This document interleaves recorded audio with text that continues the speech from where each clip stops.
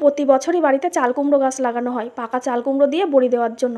তার থেকে দু একটা বার খাওয়াও হয়। ইলিশ মাছ নিয়ে এসছে, ভাবলাম ইলিশ মাছের মাথা দিয়ে কচি চাল কুমড়ো কেটে নিই। বেশ কয়েকটা চাল কুমড়ো ধরেছে গাছে, আর তার মধ্যে কয়েকটা পেকেও গেছে, আর এটা বেশ কচি ছিল তাই এটাই কেটে নিলাম। কুমড়োটা কুচিয়ে কেটে নিলাম, তারপর ধুয়ে পরিষ্কার করে নিয়ে একটা প্রেশার কুকারে বসিয়ে দিলাম। প্রেশার কুকারে দিলাম কারণ সময়ও কম লাগবে, গ্যাসও কম পড়বে। একটা চেরা কাঁচা লঙ্কার একটু লবণ দিয়ে বসিয়ে দিলাম, ওতে জল দেওয়া লাগবে না, কুমড়ো থেকে প্রচুর জল বেরোবে। এই দেখুন সেদ্ধ হয়ে গেছে, কতটা জল বেরিয়ে গেছে। এবার একটা ভাজা মশলা করে নিলাম, জিরে ধনে আর গোলমরিচ একসঙ্গে শুকনো খোলায় ভেজে নিলাম।